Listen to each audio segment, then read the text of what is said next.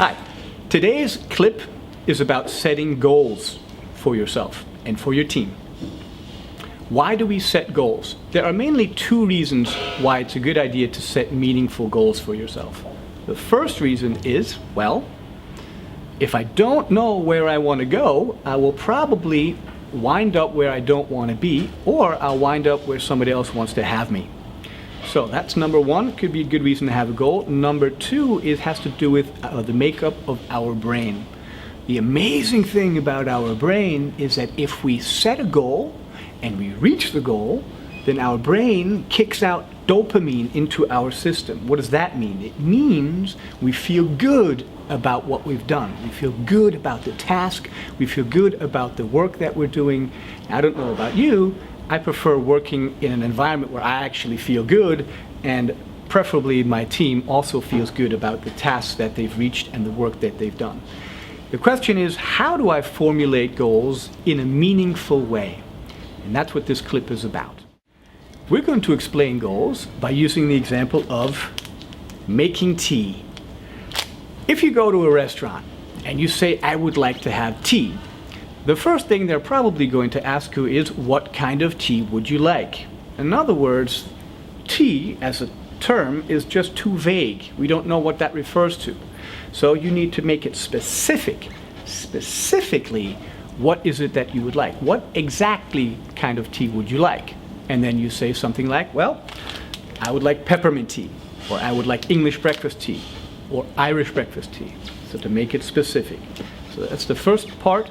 I need to have a goal that's specific. Number two, it's a very good idea to know how much tea you want. So one of the next questions that may come from the waiter or from the waitress is, well, what would you like? Would you like a whole carafe? Would you like a cup? Would you like a bowl? In other words, to make it measurable. How much do you want it? So you know exactly how much you can reach, and then you know if that goal, did I reach enough? Did I reach enough? Did I finish the whole thing? So I know when it is finished, basically. Yeah, so I have the cup, and look, aha, is the cup empty? Is it still full? Is there still something to do? If it's not measurable, I don't know if I've actually emptied the cup or not. Measurable. Thirdly, it should be attractive. It should be a tea that you actually like. If you can't stand peppermint tea, it's not something that you'll want to drink, or you will drink it very slowly. So it'll slow down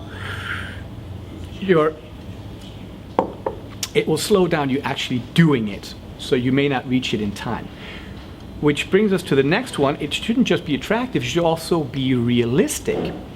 So if I, for example, 15 years ago, somewhere in South America, there's a little village that has just a specific type of tree, and they make tea out of a specific bark that's there, and they dry it over a 5-month process, and you really enjoyed that tea. If you're somewhere in the middle of Germany, you're probably not going to get that tea.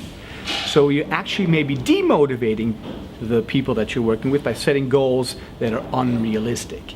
Now, you could make it realistic if you expand the fifth part, which is the time frame. So if you, for example, in the example of the tea with the bark, you ask the person, or you tell the person, look, this is where you can get the tea in this little region in South America, please fly there and get it, then maybe that's something that through the extension of the time frame would make it realistic. Although I don't know who would actually take a plane to go there just for one cup of tea. I'm not sure.